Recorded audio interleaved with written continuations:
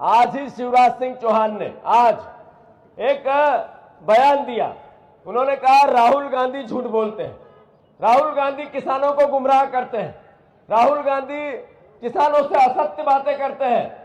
मैं शिवराज जी से कहना चाहता हूं, शिवराज जी, सबसे बड़े झूठ बोलने का विश्व रिकॉर्ड अगर किसी के नाम है तो शिवराज सिंह चौहान आपके नाम है। आपने डबल इनकम की बात की थी, किसानों की डबल इनकम होने लगी क्या? अरे हाँ या ना?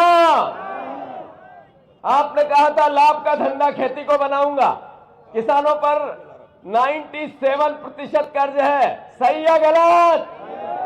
अरे आपने कहा था कि मैं लाडली बहना को 3,000 दूंगा, आपकी बहनों को, ये बहनें बैठी है, 3,000 लाडली बहना को मिला क्या? अरे आपने कहा 5 लाख नौकरियां लगाऊंगा, आपने कहा 450 का गैस सिलेंडर दूंगा, आपने कहा गेहूं के 2700 का दाम दूंगा, आपने कहा 3100 धान का दाम दूंगा, आपने कहा 6,000 सोयाबीन का दाम दूंगा, और आपने सरकार बनाई 23 में। एक भी वादा पूरा हुआ क्या? तो झूठ तो शिवराज सिंह चौहान बोल रहे हैं। राहुल गांधी ने तो ये कहा है कि जीतू पटवारी जाओ और भीतरवार और ग्वालियर के किसानों को कहो, जीतू पटवारी जाओ ग्वालियर संभाग और मध्य प्रदेश के किसानों को कहो कि ट्रेड डील अगर नरेंद्र मोदी वापस निरस्त नहीं करता तो कांग्रेस का आम कार्यकर्ता और किसान परिवार का साथी ईंट से ईंट बजा देगा भारतीय जनता पार्टी की। तैयार हो या नहीं हो?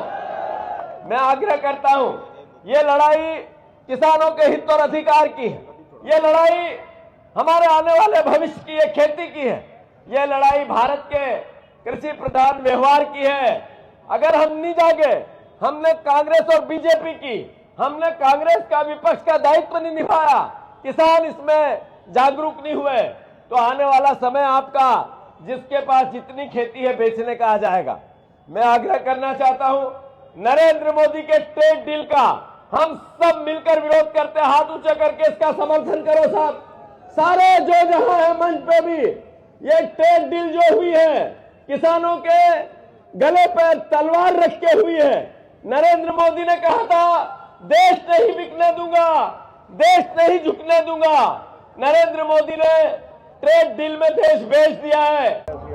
ऐसा है, तीन मंत्री दागी है।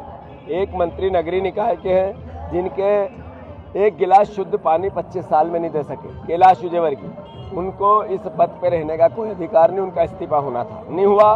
तो हम राज्यपाल जब अभिभाषण देंगे इसका हिसाब पूछेंगे। एक मंत्री है स्वास्थ्य मंत्री राजेंद्र शुक्ला, जिनने 26 बच्चे एक दवाई जिससे जान बचनी थी वो पीकर तड़प के मर गए, सरकार ने जिम्मेवारी नहीं ली।